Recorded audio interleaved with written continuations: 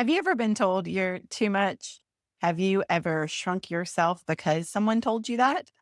Well, if you answered yes, then this is an episode for you. Intensity by itself is not a problem, but misunderstanding it absolutely could be. Welcome to Hey Tabby, the podcast where we talk about the hard things out loud with our actual lips. We'll cover all kinds of topics across the mental health spectrum, including how it intersects with the Christian faith.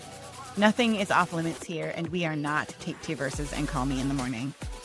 I'm Tabitha Westbrook, and I'm a licensed trauma therapist, but I'm not your trauma therapist. I'm an expert in domestic abuse and coercive control, and how complex trauma impacts our health and well-being. Our focus here is knowledge and healing. Trauma doesn't have to eat your lunch forever. There is hope. Now, let's get going.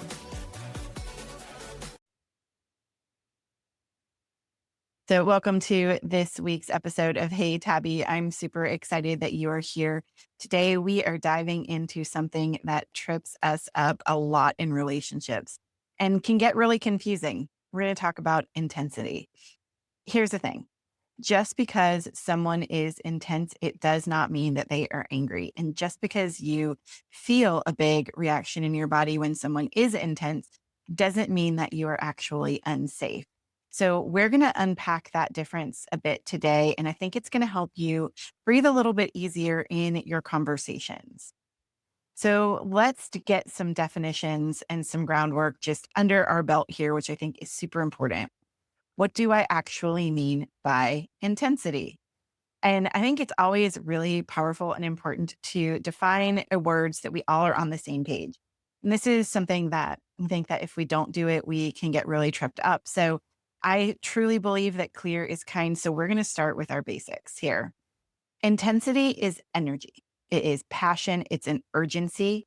It's someone leaning forward. So I tend to lean in a lot when I'm feeling quite intense and in an intense conversation, but you're leaning forward with conviction. You are maybe even taking someone's hands. You might raise your voice a little bit or get a little bit louder because you care deeply.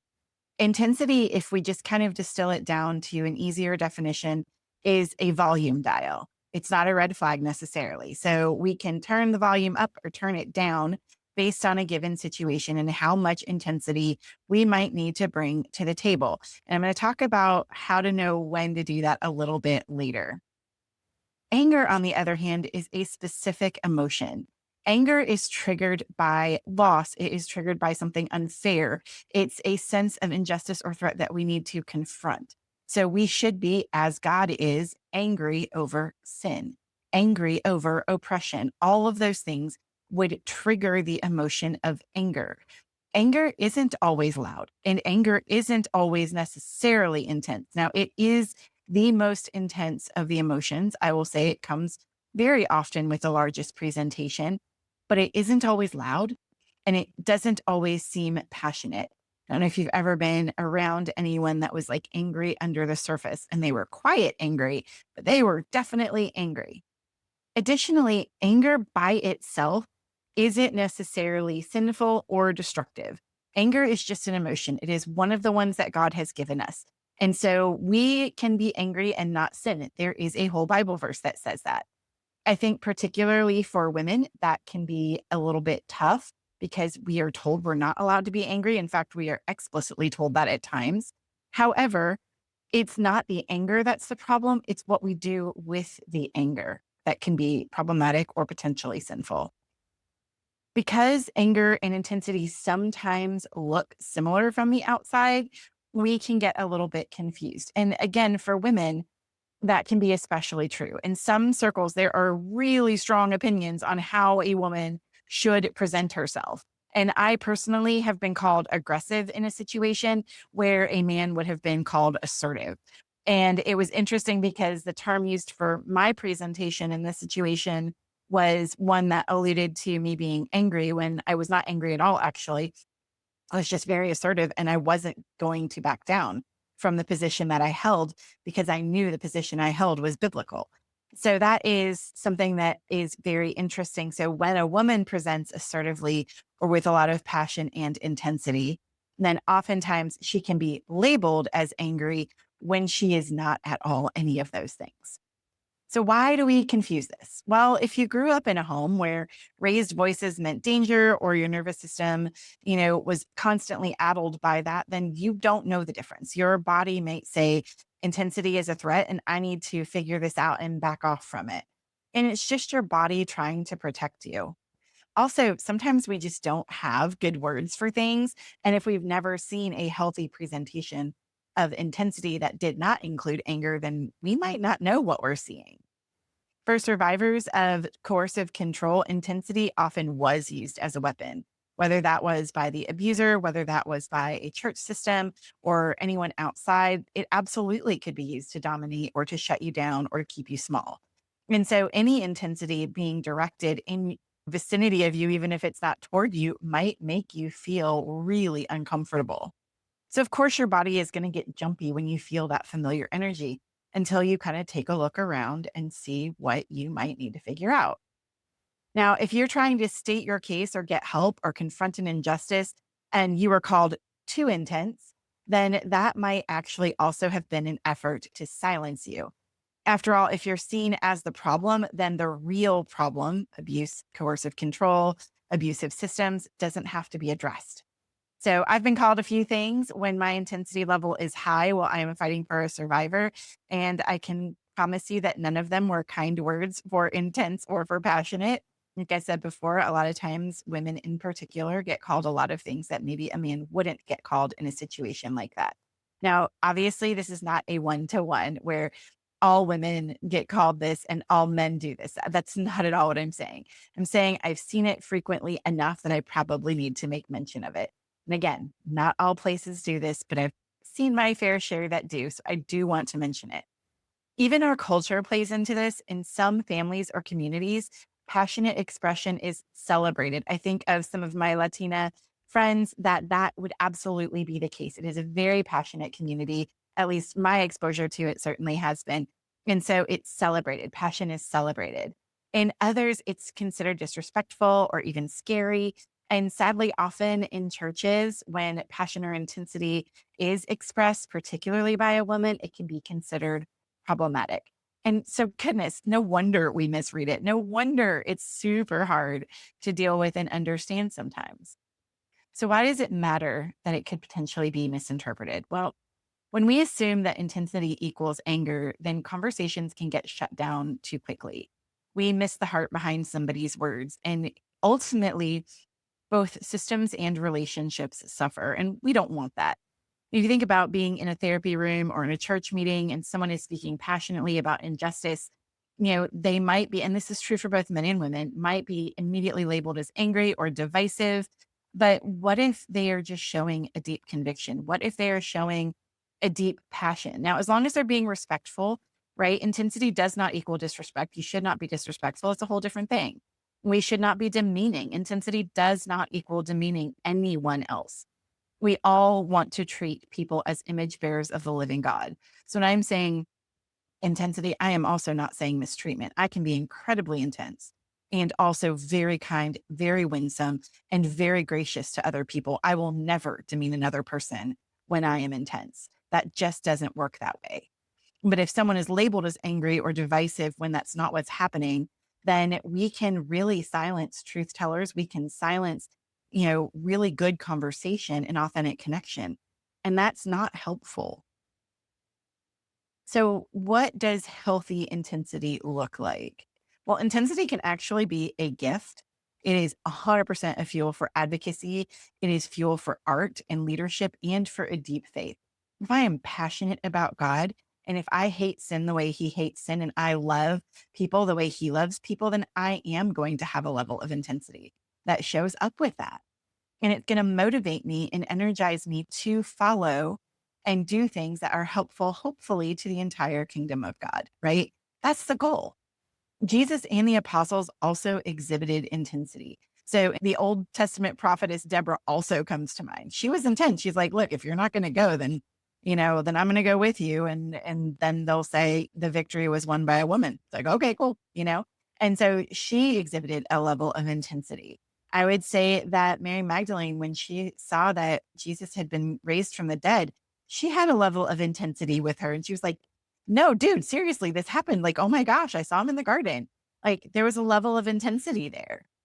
I would also think that Paul was perceived as quite intense when he said in one of the epistles, "Look, y'all think I'm coming in a mild mannered way and that I'm just going to get there weak and that my letters are the only thing that are strong. But if y'all don't get it together, I'm coming just like this." And I think that it communicated a level of intensity as well. Intensity can be a holy spark. So instead of just shutting down, what if we actually learned to listen differently? What if we also, if we are a more intense person or we are bringing a little more intensity to the table, knew exactly how to moderate that? So let's talk about that now. What level of intensity do we bring to the table? Well, I'm going to give you the therapist answer. It depends. It depends. So, how do we know is going to be really driven by the situation itself? So, think of it like a dimmer switch, not an on off button. We've talked about it being a volume button, right? So, if you think about in terms of the old like turn volume buttons, right? Like you turn it up or you turn it down. So, we want to know how to do that a bit. First, we're going to check the setting, right? Where are we in this moment? A courtroom, a therapy office, a boardroom, you may still bring intensity, but how it plays out might look a little bit different. It might be a little bit more of a calm presentation. You might intentionally slow your speech or slow other things down.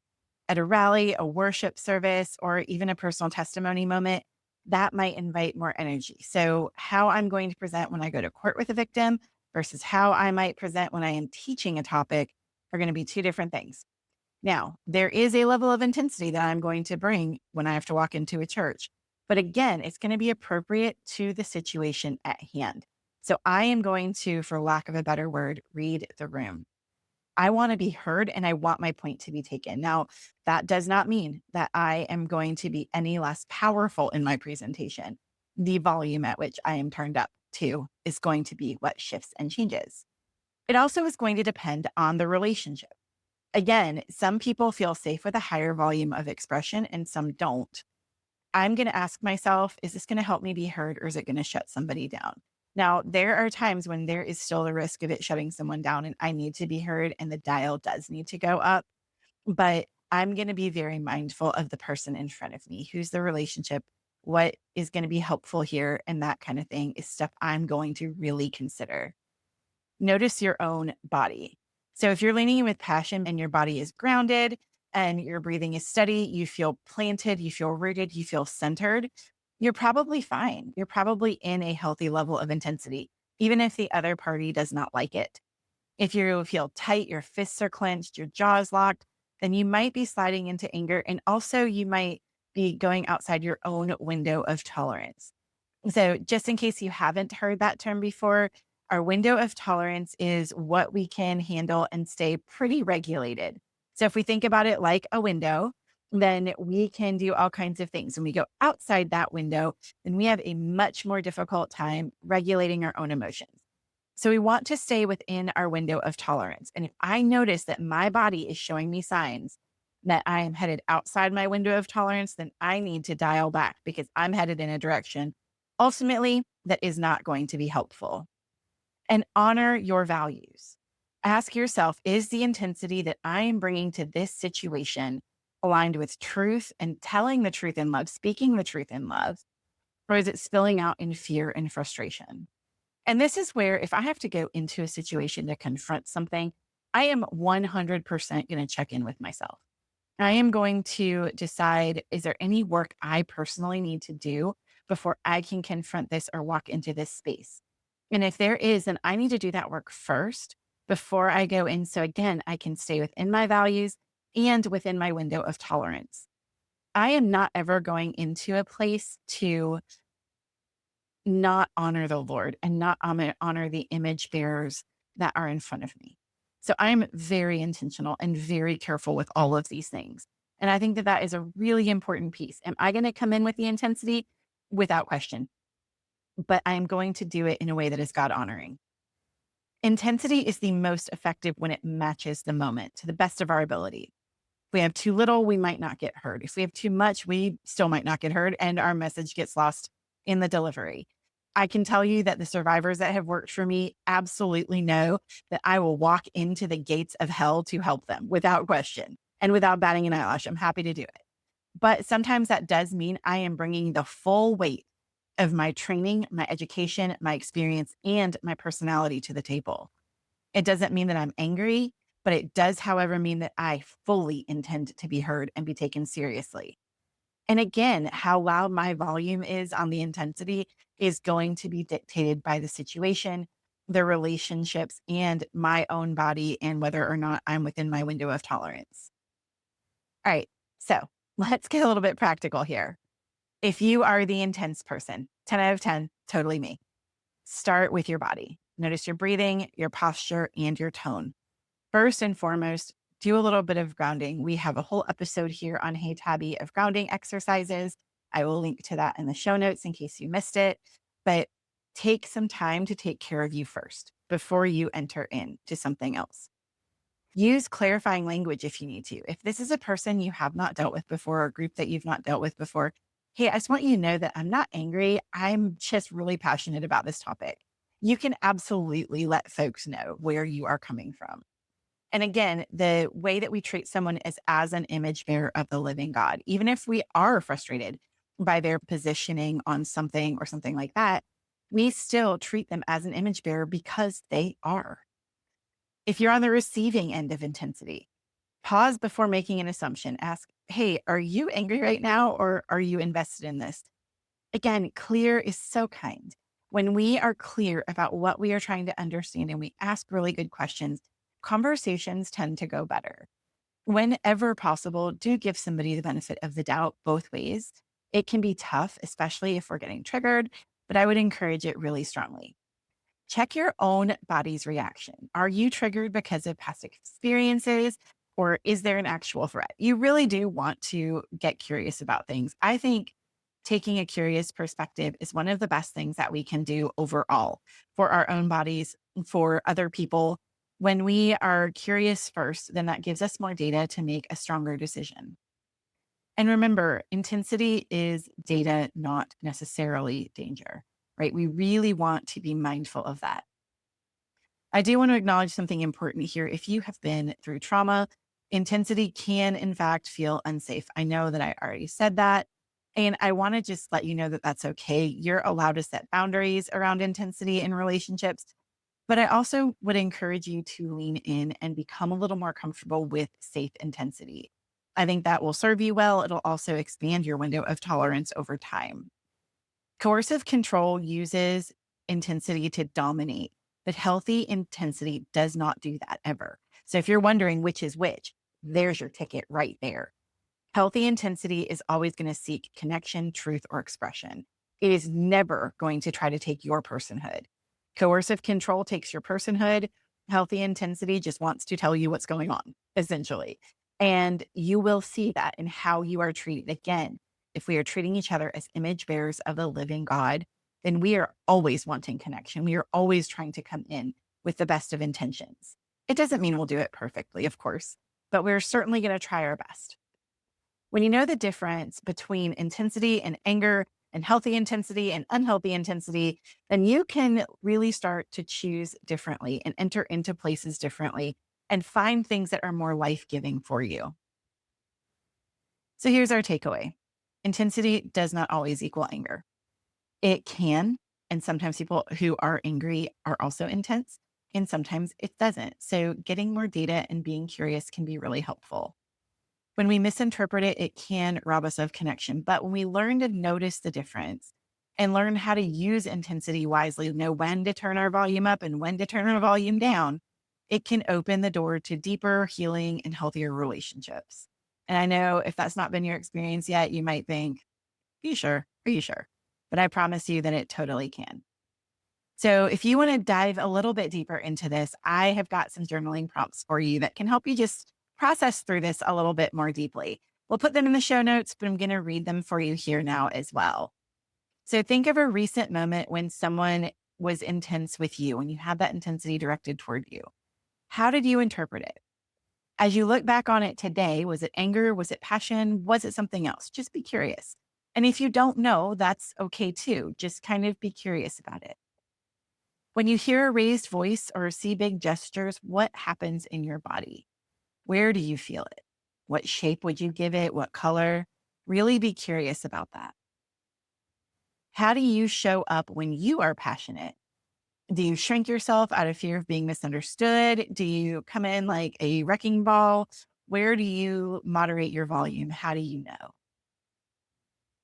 Reflect on scripture. What do Jesus's moments of intensity teach you about passion versus destructive anger? What can we learn from our Savior? Which is always one of my favorite questions. Like, I want to look like Jesus. So I'm going to go look at what he did. So do that. What clues, what evidence in your world helps you know when to turn up the volume, turn up your intensity, or when to turn it down, and when to step away? Really give yourself some of that. And if you've never really checked in and you don't know, this is a great opportunity to get curious and do a little work around this so you know when to turn up and down your volume. And I want to give you a glimmer prompt for this week. I do love a good glimmer. Glimmers are the opposite of triggers. They are the good things that we see. And a lot of times, as survivors of various traumas, we tend to focus on the hard or the negative. And I want to invite you to intentionally focus on that which is good. We could say that it aligns with the scripture of setting your mind on things above. Again, that doesn't mean we ignore the hard, but we definitely intentionally focus on good. So write down 2 moments where you noticed that your passion or intensity was life-giving rather than threatening. So just give yourself a moment, and if you're like, I don't know, then be curious, see what you can find. I want to thank you so much for being here with me on this week's episode of Hey Tabby. I am so grateful that you are willing to have these conversations with me. And remember, your intensity or someone else's intensity doesn't have to feel like a threat. It doesn't have to be a threat. It does not have to be perceived that way. Sometimes it is just the passion of our heart speaking more loudly. If you found this episode helpful, please share it with a friend who might need to hear it. Please be sure to follow or subscribe to Hey Tabby so you don't miss an episode. And please go take the time to read it on your favorite podcast platform. This does really help people find it and helps us get more good information out there to people who need it. I'm so glad that you were here with me this week, and I can't wait to see you again next time. Thanks for joining me for today's episode of Hey Tabby. If you're looking for a resource that I mentioned in the show and you want to check out the show notes, head on over to tabithawestbrook.com/Hey Tabby. That's HEYTABI, and you can grab it there. I look forward to seeing you next time.